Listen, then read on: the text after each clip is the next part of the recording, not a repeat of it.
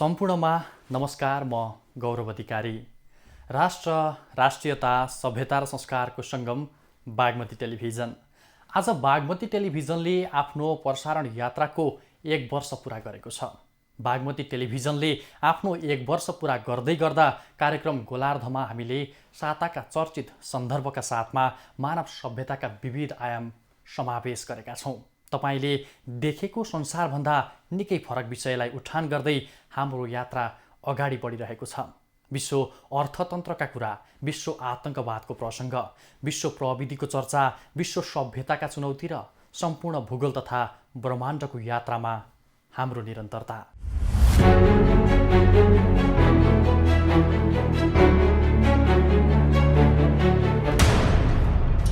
दर्शकवृन्द, जति बेला सुनको लङ्का भनेर चिनिने राष्ट्र श्रीलङ्का जुन गम्भीर आर्थिक सङ्कटबाट गुज्रिरहेको थियो, त्यही बेलाबाट नै कार्यक्रम गोलार्धको यात्रा शुभारम्भ भयो। श्रीलङ्काको वर्तमान अवस्था गम्भीर बन्नुका पछाडि आयातमाथिको अधिक निर्भरता अर्को महत्त्वपूर्ण कारण हो।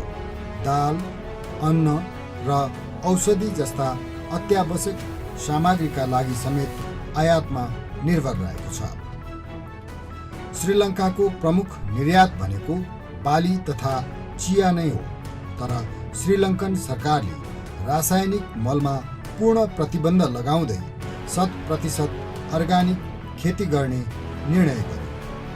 अचानक र अप्रत्याशित रूपमा गरिएको यो निर्णयले पहिलेको तुलनामा अहिले श्रीलङ्काको कृषि उत्पादन आधाले घटेको छ। परिणामस्वरूप देशमा चामल, चिनी लगायतका अन्य खाद्य वस्तुको अभाव देखिएको छ। अझ भनौँ, रासायनिक मलमाथिको प्रतिबन्धले टाट पल्टिसकेको श्रीलङ्काको अर्थतन्त्र अझै गम्भीर बनाउन योगदान पुर्याएको छ। अहिले चलिरहेको रुस युक्रेन युद्धले समेत श्रीलङ्काको समस्या झनै चर्काइदिएको छ, किनकि श्रीलङ्का चिनी, दाल र अन्य खाद्यान्नका लागि यी दुई देशमाथि धेरै नै निर्भर रहँदै आएको छ। त्यसैले गर्दा अहिले श्रीलङ्कामा खाद्यान्नको मूल्य आकाशिएको छ भने अर्कोतर्फ देशमा खाद्यान्न आयात गर्न सरकारसँग पर्याप्त विदेशी मुद्राको अभाव छ। त्यही माथि गत वर्ष पानी कम पर्नुले जलविद्युत उत्पादनमा समेत गिरावट आएको छ। आज श्रीलङ्कामा दैनिक 7 देखि 10 घण्टासम्म लोड सिडिङ हुने गरेको छ। चरम आर्थिक सङ्कटको सामना गरिरहेको श्रीलङ्कामा त्यहाँका जनताले चर्को रूपमा विरोध प्रदर्शन गर्दै आएका छन्। प्रधानमन्त्री महिन्द्रा राजापाक्सेले राजीनामा दिए पश्चात प्रदर्शन अझै चर्किएको छ। श्रीलङ्काका विभिन्न स्थान लगायत मन्त्री तथा सांसदहरूको घर घरमा आगजनी गरेर आक्रोश पोखेका छन्। कागज अभावमा विद्यार्थीको परीक्षा स्थगित गरियो, जसका कारण हजारौं विद्यार्थीको भविष्य अन्योलमा परेको छ। घण्टौँसम्म पेट्रोलको लाइनमा बस्दा बेहोस भएर 2 जनाको ज्यान समेत गयो। औषधिमा लगाइएको चरम मूल्य वृद्धिका कारण हजारौं नागरिक औषधिको पहुँचबाट टाढा रहेका छन्। गरिब वर्गका परिवारमा भोकमरी सिर्जना भइसकेको छ भने मध्यम वर्गीय परिवारलाई पनि एक छाक टार्न धौ पर्न थालेको छ।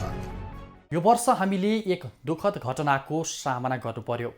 बेलायतकी महारानी एलिजाबेथ द्वितीयको निधन भयो।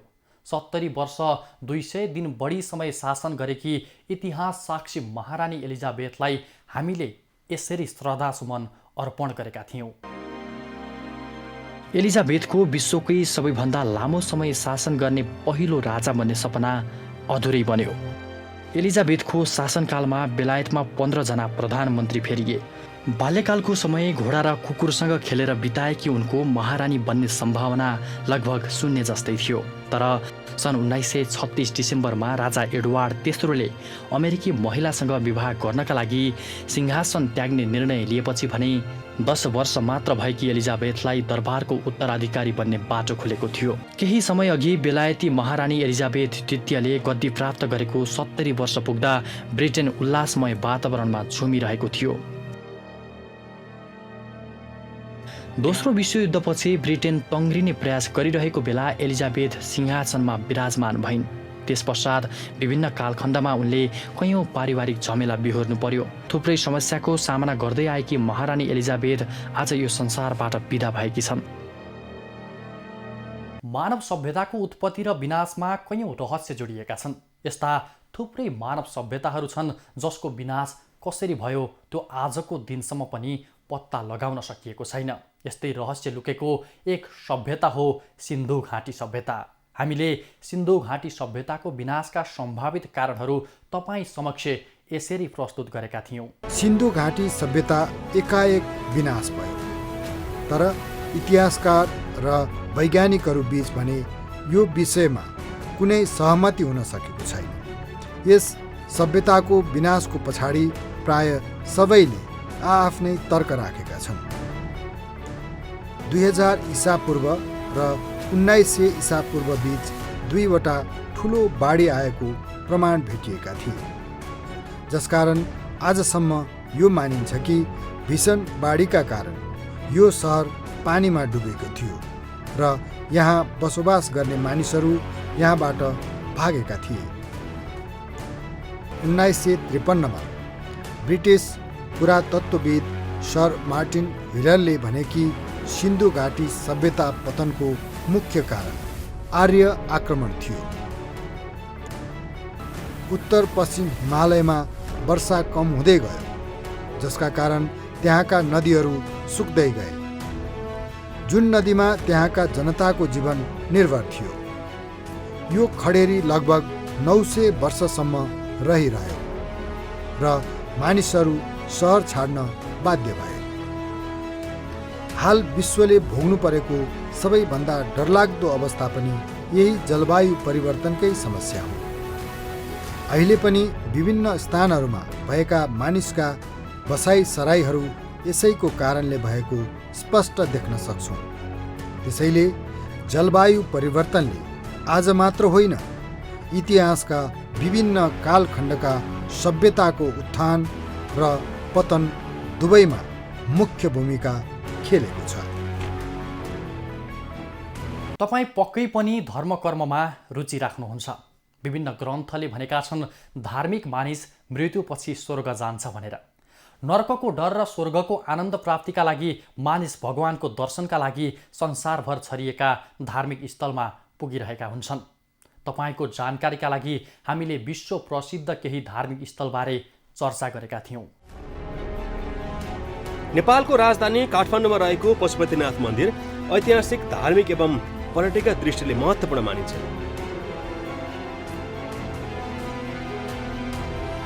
240 हेक्टर जमिनमा फैलिएको यो मन्दिर विश्व सम्पदा क्षेत्रमा सूचीकृत छ। सन् 1979 मा युनेस्कोले पशुपतिनाथ मन्दिरलाई विश्व सम्पदा क्षेत्रमा सूचीकृत गरेको हो। यस मन्दिरमा दिनहुँ जसो लाखौं भक्तजनको भिड लाग्ने गर्छ। जन्मदेखि मृत्युसम्मका संस्कार सम्पन्न गरिने यस पावन स्थलमा बागमती नदीले मन्दिरको महिमा अझै बढाएको छ। नयाँ दिल्लीमा अवस्थित स्वामीनारायण अक्षरधाम मन्दिर एउटा धार्मिक एवं सांस्कृतिक तीर्थस्थल हो।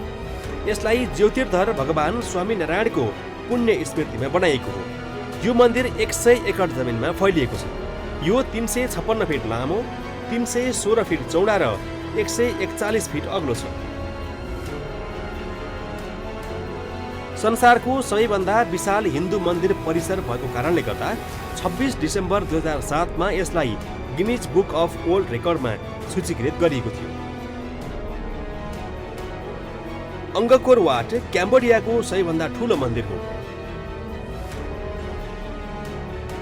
यो मन्दिर खमेर राजा सूर्यवर्मन द्वितीयद्वारा 12औं शताब्दीको सुरुतिर निर्माण गरिएको हो।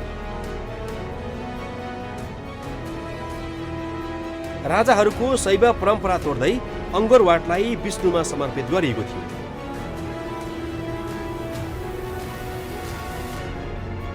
यस मन्दिरको स्थापनापछि यो देशको एकमात्र महत्त्वपूर्ण धार्मिक केन्द्र बनेको छ।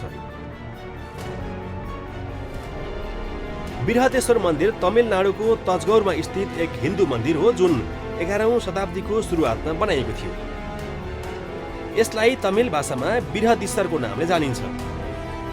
बृहदेश्वर मन्दिर पूर्ण रूपमा ग्रेनाइटद्वारा निर्माण गरिएको छ। यो विश्वको पहिलो यस्तो मन्दिर हो जो पुरै ग्रेनाइटबाट बनेको छ।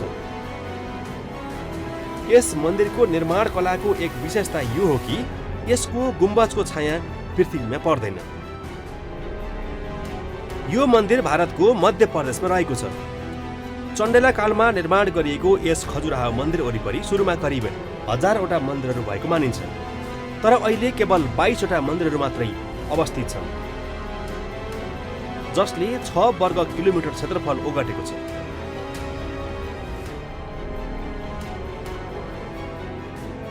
उडिसाको राजधानी भुवनेश्वरबाट 65 किलोमिटर टाढा कोडाकमा रहेको यो सूर्य मन्दिर 13औं शताब्दीमा निर्माण गरिएको हो,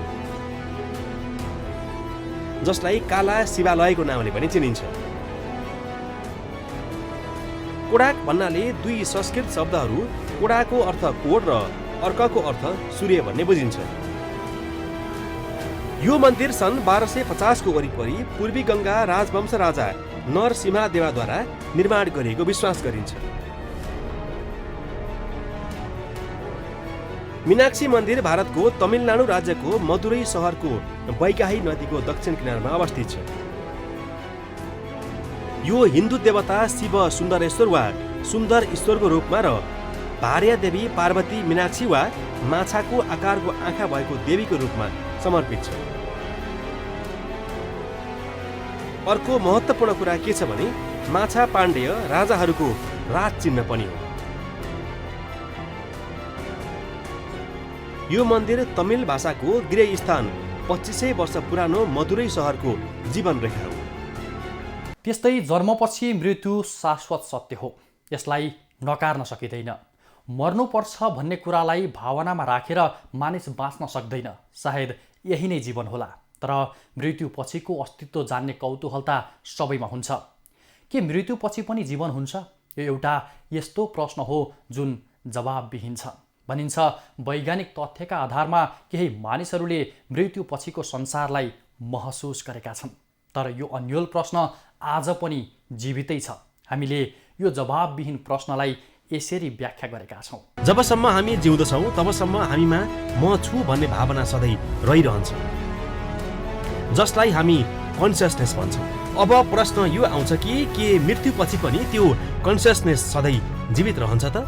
यस सम्बन्धमा संसारमा रहेका 4200 भन्दा बढी धर्महरूले कहीँ न कहीँ कुनै न कुनै माध्यमबाट मृत्युपछिको जीवनलाई व्याख्या गर्ने प्रयास गरेका छन्, तर हरेक धर्मले फरक फरक तरिकाले त्यसको व्याख्या गरेको देखिएको छ, जसबाट पनि हामी सही रूपमा मृत्युपछिको रहस्यलाई बुझ्न सक्दैनौँ। तर संसारमा यस्ता मानिसहरू छन् जो आफूलाई मरेर पुनः बाँचेको बताउँछन्, जसलाई विज्ञानले पनि नकार्न सकेको छैन। यसलाई आधुनिक युगमा NDE अर्थात् नियर डेथ एक्सपिरियन्स भनिन्छ। यस्तो करोडौँमा केही व्यक्तिलाई मात्र हुने गर्छ। हाम्रो नेपालमा पनि मृत्यु पश्चात पुनः जन्मिएको र परिवार पुरैलाई चिनेको जस्ता कुराहरू बेला बेलामा सुन्ने गरिन्छ। त्यस्तै कोहीले बिरामी भएको बेलामा अथवा राति सपनामा आफ्ना पुर्खालाई वा मरिसकेको आफन्तलाई देखेको बताउँछ। यसबाट पनि नियर डेथ एक्सपिरियन्स हामीमाझ रहेका मध्ये कोहीले आभास गरेको प्रमाणित गर्न सकिन्छ। कस्ता थिए हाम्रा पुर्खा? आखिर कहिले र कसरी सुरु भयो समाज, अनि के हो प्राचीन सभ्यता, र यो कसरी विकास भयो? मात्र 1 लाख वर्ष अघि अफ्रिकाको जङ्गलमा आफ्नो अस्तित्व रक्षाका लागि सङ्घर्ष गरिरहेको प्रजाति मानव यति छोटो समयमै कसरी विश्व विजेता बन्न सफल भयो?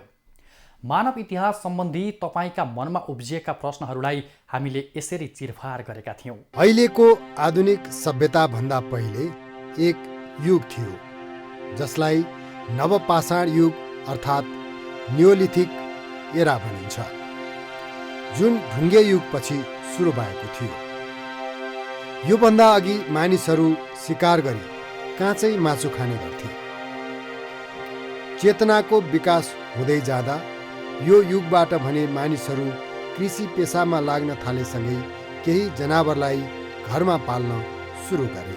नवपाषाण युगमा खेतीपाती र पशुपालन गर्न थाले, जसले गर्दा मानव जीवन सहज बन्दै गयो। यो युगमा मानिसहरू खेतीपाती र पशुपालनका साथै आफ्नो परिवारका लागि सुरक्षित वासस्थानको खोजीमा लाग्न थाले। बिस्तारै उनीहरूको सिप विकास हुँदै गयो र यी सिपहरूका कारण मानिसलाई नयाँ युगमा प्रवेश गर्ने बाटो खुल्यो। त्यसपछि नयाँ युगको सुरुवात भयो, जसलाई काँस्य युग भनिन्छ। यो युग सुरु हुनुभन्दा पहिले मानिसले अधिकांश वस्तु ढुङ्गाबाट निर्माण गर्दथे, तर यो युगपछि भने मानिस धातुको प्रयोग गर्न थाले। ससाना गाउँहरू ठुला गाउँहरूमा परिणत हुँदै गएका थिए। मानिसहरू सबैसँग आआफ्नो जिम्मेवारी थियो, आआफ्नै काम थियो। धेरैजसो मानिस खेतीपातीमै संलग्न थिए भने कोही कुमाले, कोही लोहार, कोही सुनार त कोही जनताको सेवा गर्थे। मानव जीवनमा आफ्नो स्थिरता र उनीहरूको परिवार हुर्कदै जाँदा तिनीहरूबाट नै यी सम्पूर्ण सभ्यताको विकास भएको थियो। भूत भनेपछि जस्तोसुकै साहसी मानिस भए तापनि डरले थुरथुर काँप्दछ। संसारमा थुप्रै सुन्दर ठाउँहरू छन्, त्यसका साथै केही यस्ता ठाउँहरू छन् जुन सुन्दर हुनुका साथै डरलाग्दा पनि। मानिसलाई प्रवेश निषेध गरिएका केही डरलाग्दा भूतघरलाई हामीले यसरी देखाएका थियौँ। राजस्थानको भानगढमा अवस्थित भानगढ फोर्ट भारतसँगै संसारको सबैभन्दा डरलाग्दो ठाउँहरूमध्ये एक हो, जहाँ मानिस पुग्न त के त्यसको बारेमा सोच्दा समेत थुरथुर काँप्दछन्। यो ठाउँ जङ्गलले घेरिएको हुनाले पनि मानिस धेरै डराउने गर्दछन्। यो ठाउँमा भूतले तर्साउँछ भनेर इतिहासकालदेखि नै विभिन्न कथाहरू बनेका छन्। यदि कोही रातको समयमा यो क्षेत्रमा प्रवेश गर्छ भने ऊ फर्केर आउन नसक्ने त्यो क्षेत्र आसपासका मानिस बताउँछन्।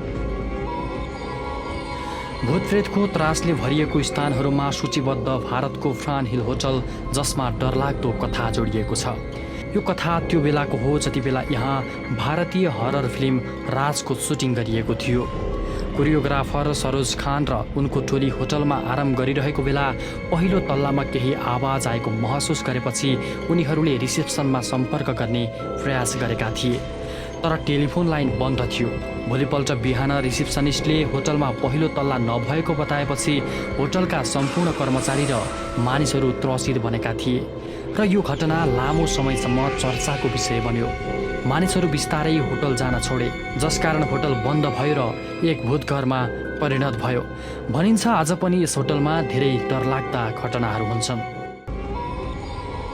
मोन्टे क्रिस्टो होमस्टेड अस्ट्रेलियाको न्यू साउथ वेल्स राज्यमा अवस्थित एउटा त्रसित महल हो, जुन महलका मालिक र उनकी श्रीमतीसँग जोडिएका डरलाग्दा कथाहरूका कारण यो संसारको सबैभन्दा कहाली लाग्दो ठाउँको रूपमा चिनिन्छ।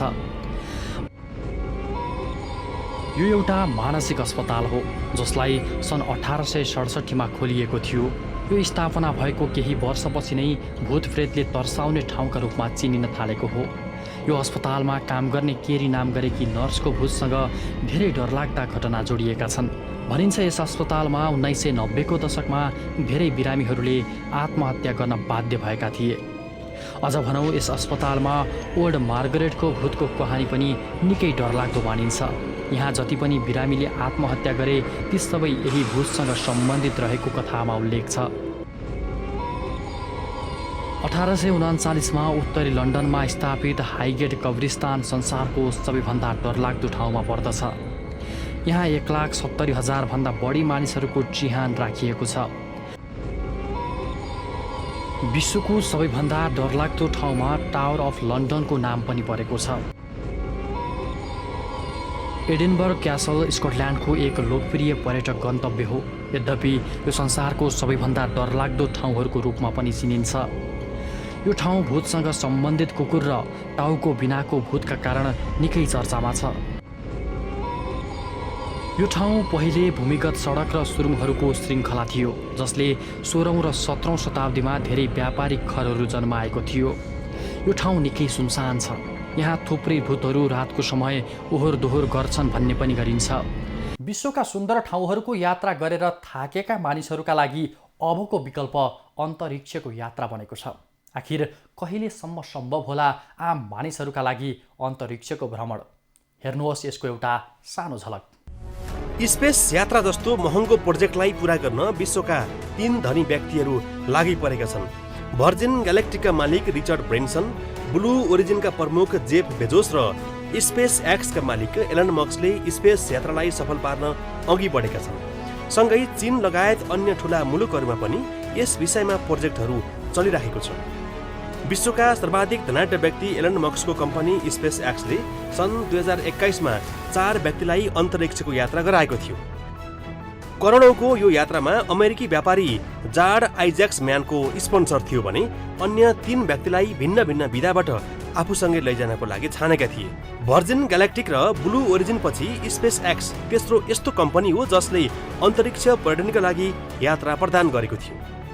अन्तरिक्ष यात्राका लागि तयारी कसरी अगाडि बढेको छ यसबारे अन्दाज यो कुरामा लगाउन सकिन्छ कि भर्जिन ग्यालेक्टिक कम्पनीले अन्तरिक्षका लागि 100औं फ्लाइट लन्च गर्ने क्षमता हासिल गर्न 2 एयरक्राफ्ट क्यारियर तयार गरेको छ।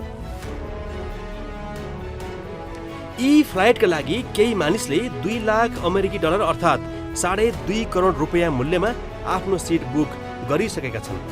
मानिसहरूमाझ उत्साह र बुकिङको मागलाई मध्यनजर गर्दै सन् 2025 सम्म कम्पनीले उडानलाई नियमित गरेर वार्षिक 200 सम्म पुर्याउने तयारी गरिरहेको छ। त्यस्तै ब्लू ओरिजिनले अघिल्लो महिनासम्म यस्ता 5 वटा यात्रा पूरा गरिसकेको छ भने एलन मस्कको स्पेस एक्स कम्पनीले भविष्यमा थप 4 यात्राका लागि तयारीमा जुटेको छ। जापानका उद्योगपति युसाकु मेइजावाले सन् 2023 का लागि स्पेस एक्सबाट एउटा उडान बुक गरेका छन् र 8 अन्य व्यक्तिलाई आफूसँग जान आमन्त्रण गरेका छन्।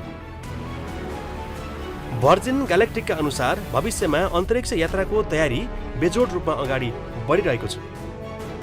यात्राका लागि 800 भन्दा बढी मानिस प्रतीक्षामा छन्। यता स्पेस एक्सको योजना भने अन्तरिक्ष मात्र नभई चन्द्रमा र मङ्गल ग्रहमा पनि फ्लाइट पठाउने हो। आज बागमती टेलिभिजनले आफ्नो 1 वर्ष पुरा गर्दै गर्दा हामी तपाईले देखेको संसारभन्दा निकै फरक, तपाईको परिवेशभन्दा बाहिर रहेका हरेक विषय आम नेपाली दर्शकहरूमाझ पुर्याउने प्रयत्न गरिरहेका छौँ। यो हाम्रो प्रयास निरन्तर जारी रहनेछ। संसारमा थुप्रै सुन्दर र अनौठा चिजहरू छन् जसलाई जान्न वा बुझ्न हरेकको चाहना हुन्छ। हामी निरन्तर यस्तै सन्दर्भहरू खोजी गरिरहेका छौँ जसलाई हामी हत्तपत्त पत्याउँदैनौँ। यसरी झट्ट पत्याउन नसकिने अनि अनकन्टार मानवीय सभ्यताहरूको चर्चा हामी निरन्तर गर्दै जानेछौँ। बागमती टेलिभिजन हेर्दै गर्नुहोला। नमस्कार।